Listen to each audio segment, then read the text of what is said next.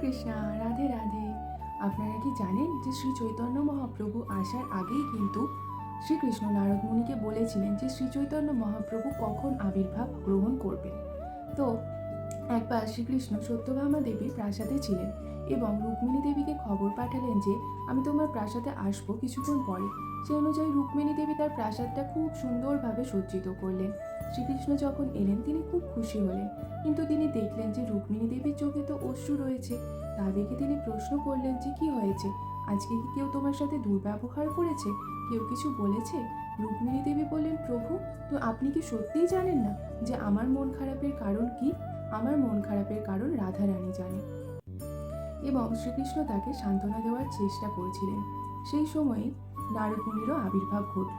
নারদমুনিও এলেন, সেই দেখে শ্রীকৃষ্ণ তো খুবই খুশি হলো, কিন্তু নারদমুনির মুখেও কোথাও না কোথাও অসন্তোষের ভাব ছিল। নারদমুনিকেও প্রভু জিজ্ঞাসা করলো যে কি হয়েছে আপনার। নারদমুনি বলল, প্রভু, কলিযুগের সূচনা হচ্ছে, অর্থাৎ চারিদিকে হিংসা দেশ বাড়ছে, বিপরীত লিঙ্গের প্রতি আকর্ষণ বাড়ছে, আর এর মানেই তো আপনি তাড়াতাড়ি এখান থেকে চলে যাবেন। কলিযুগের সূচনা হচ্ছে, অর্থাৎ বদ্ধজীবের কি হবে প্রভু? বদ্ধজীব কিভাবে মুক্তি লাভ করবে সে নিয়েই আমি বিশেষভাবে চিন্তিত রয়েছি।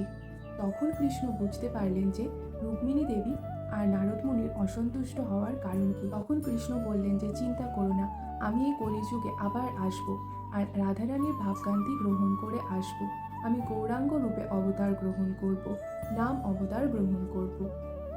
এইভাবেই কলিযুগে আমাদের মতো বদ্ধ জীবেদের উদ্ধার করার জন্য গৌরাঙ্গ মহাপ্রভু নাম অবতার গ্রহণ করেছিলেন এবং আমাদের মধ্যে হরে কৃষ্ণ কৃষ্ণ কৃষ্ণ হরে হরে, হরে রাম রাম রাম হরে হরে এই মহামন্ত্র ছড়িয়ে দিয়েছিলেন।